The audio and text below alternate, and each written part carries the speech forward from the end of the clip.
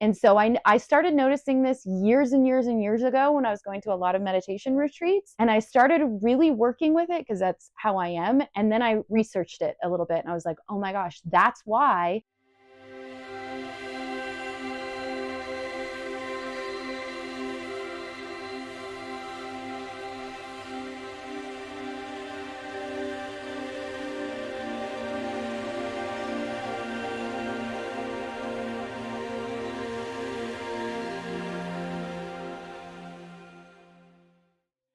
Okay, so I hear a lot of people that are on the wellness or healing journey that know the importance and impact of meditation on their journey, on their mental health, on their emotional health, on their spiritual health. However, I hear a lot of them say that they really struggle with it. So they have a hard time sitting down for an extended period of time, trying to quiet their mind. They want to experience the benefits of meditation, like a more quiet mind, like manifestation. However, they feel frustrated. And maybe this is you. You've tried different kinds of meditation, or you haven't tried meditation at all because you're scared of it, or it makes you nervous, or you feel like you don't know how to do it.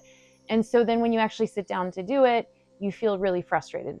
This was my journey, the first 9 months of learning how to meditate. So that's why I wanted to do this video and hopefully give you some value on a few tricks to help you with your meditation practice. So with these 3 tips, actually it'll be about 4, you will notice a difference not just in your meditation experience, but then obviously the results from it after. Because if you're experiencing shifts in your meditation, you're going to experience the results of that shift in your everyday life. At least you should be. I heard Emily Fletcher say once, who is the creator of Ziva meditation. I heard her say, you'll know when your meditation is working when your life is improving, not when your meditation experience alone is improving, but when your life is improving. And I really love that because it's the truth. You aren't just meditating to have a really cool meditation or a really quiet meditation. You're doing it to improve your life, hopefully. And that's what we want to do here at the Art of Looking In, is to really help you in that process so that you can become a happier, healthier, healed, and more whole human being. And meditation is one of the fundamental practices that we teach within our courses and classes and programs and retreats. It is the fundamental thing. So even though we use other techniques and modalities and frameworks and everything else, meditation is a fundamental aspect of it. So just like any skill that you're learning, if you don't have the foundation down or the fundamentals down, there's no way that you're going to be able to build upon it. So this is really, really important. Even if you've been meditating or on a personal growth journey or a spiritual journey, spiritual awakening journey for a while, if you don't have this down, you're not going to be able to expand and grow. So before I dive into the 3 tips, I wanted to tell you a little bit about meditation and the 2 different kinds, so you know what kind of style of meditation that you're using, depending on what you're wanting to create or what your intention is with a meditation. So there's 2 different kinds of meditation: active meditation and passive meditation. Active meditation is what you're going to use when you're wanting to work with manifestation or visualization. You're wanting to create something in your life, you're wanting to create an experience, you're going to use an active meditation. Passive meditation is what you're going to use when you're just intending to quiet the mind. So you're trying to get the ego thoughts, default mode network turned off, and you're trying to really connect with silence, with peace, so that eventually you come to a place where you're connecting with whoever you are, whatever you are beyond the human existence. So you could call it your soul, your higher self, you could call it God, whatever it is that you call it, it's that experience of something larger than your ego, your identity. So those are the 2 different types of meditation: active meditation, passive meditation. And again, active is you're being guided, you're visualizing, you're using music, you're intending to create something out of that meditation. There's lots and lots of active meditations out there on YouTube. There's all sorts of apps that you can use. So you can find these guided meditations. You can use evening ones, morning ones, affirmation ones again that help you visualize, intend for your future, or something that you're going to want to manifest or create with. So that's active. Again, passive usually is no music. So you're just sitting in silence. There's a couple different techniques or ways that you can approach this, but typically, like I said, it's Vipassana is this. It's just literally letting go of your bodily sensations, letting go of thoughts, not trying to fight thoughts. It's really, really important. You're just letting them pass through. You hear a lot of spiritual teachers talk about, imagine those thoughts are like clouds that are just passing through the sky. So that's what I try to do.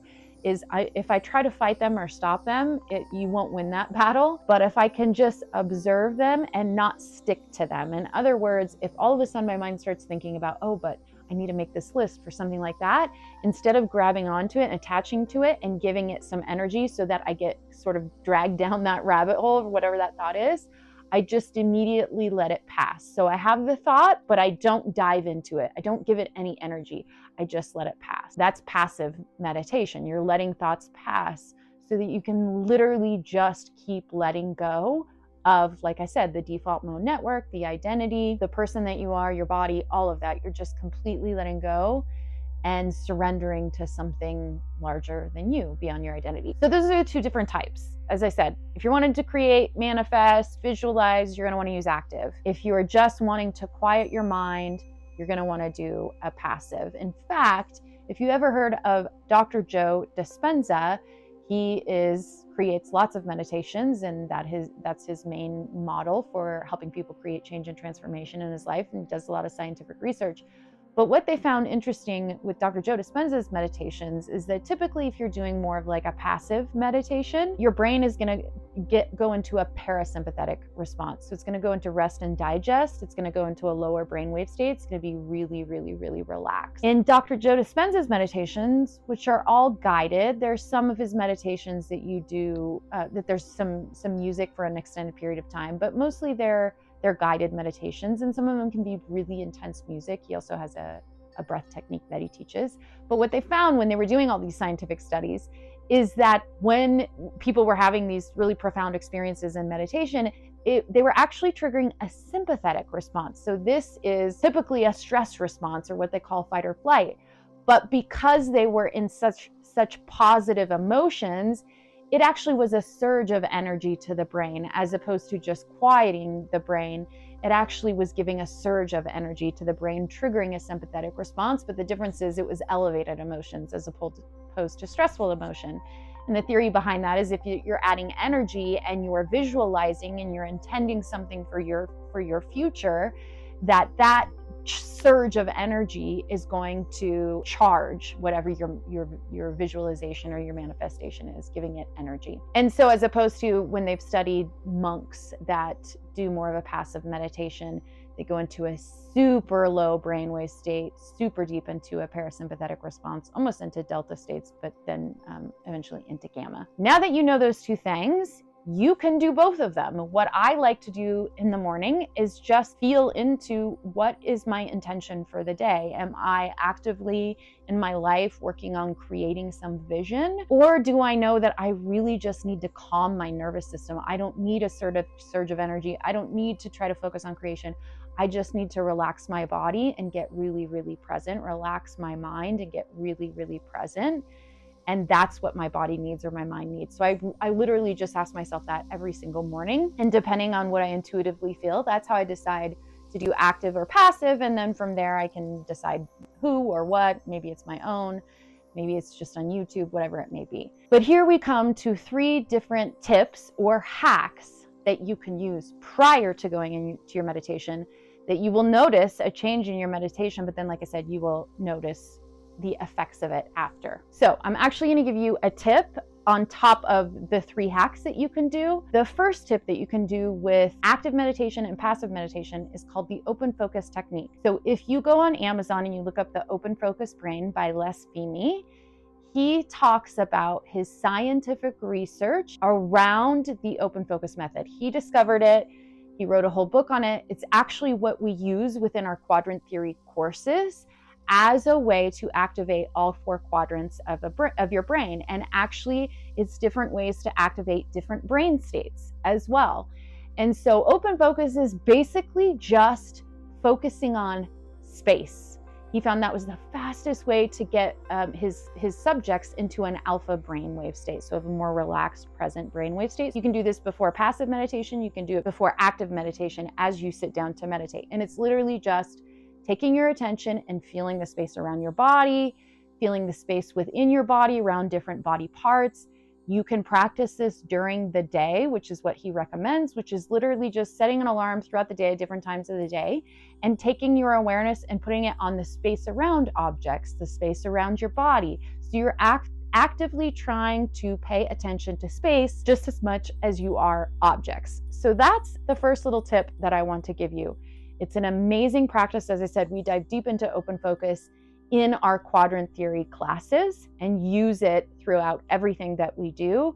I also talk about this in our self-paced online 4-module course that teaches you the fundamentals of breathwork and meditation. It's a huge aspect to what we teach. So open focus is your first little tip. Now, for the 3 hacks that you can use before meditation, the first one is going to be coffee. And I know some of you will be like, oh, caffeine is bad for you.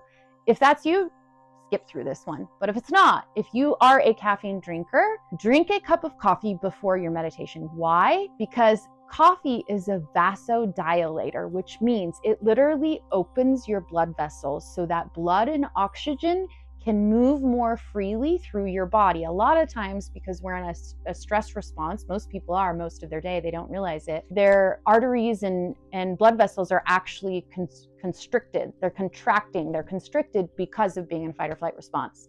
When you go into more of a parasympathetic response, your blood vessels open, and a vasodilator opens those blood vessels.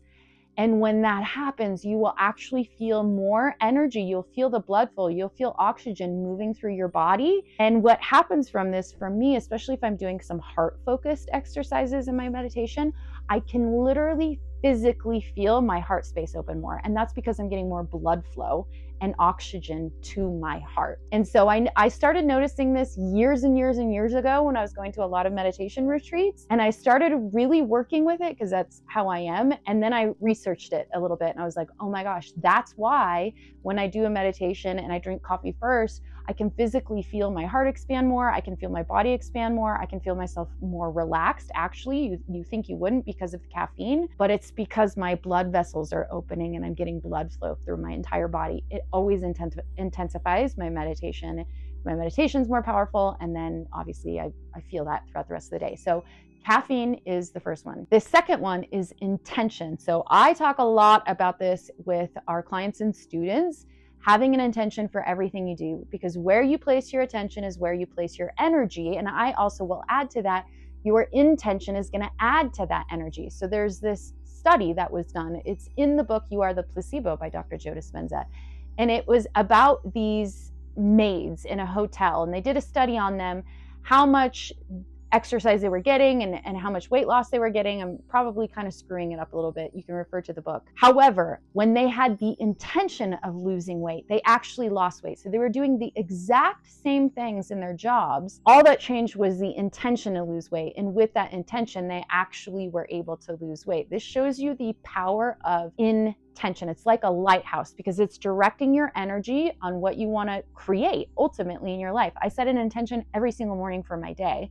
And if I'm going into meditation and if I'm going into breath work, because it's going to direct your experience. So having an intention, meaning I just want to let go, or I want to have an experience, whatever it may be, have an intention for that. Okay, that was number 2. Number 3, a small ritual. So this can literally just be lighting an incense. Or it could be something like doing a short yoga practice right before, just to open up your body. Even if it's just stretching, if you aren't doing formal yoga, just stretching your body is really, really, really good. But having any kind of a small ceremony, it sort of just grounds you and centers you and preps you for your meditation. Again, this can be just lighting an incense. You say your intention, you go into your meditation. Maybe if you have an altar, sitting at your altar, any kind of small ritual that you can do right before your meditation is going to increase your experience. So like I said, having anything that sort of just prepares you to get you ready as you're doing your intention to go into the meditation, you're going to notice a huge difference as opposed to you're just getting up, you hurry up, you sit down, you meditate, you check it off the list, you're frustrated, all of the things. It happened to me for a long time. The first 9-10 months of my meditation journey was like that. Over the last 7-8 years, I've learned how to do these little hacks so that I'm getting the most out of that time, because I don't always have an hour or 45 minutes to meditate. Sometimes I have 15 minutes or 20 minutes and I want to get the most impact for that time that I'm putting into there. And if I just take a few minutes to do these things, beforehand, I noticed a huge difference. So there you go. 3 meditation hacks to improve not only your meditation experience, but obviously your days after that, because that is the whole point of meditation. Let me know in the comments if this was helpful, and let me know about your meditation experiences. And as always, don't forget to like, subscribe, and click the little red bell so you'll be notified. Our focus this year is to really put our energy and intention into creating the best content for you to really help you in your journey, become a healthier, happier, healed, and more whole human being. And we want to help you in that process. So let us hear from you and let us know. We'll see you next week.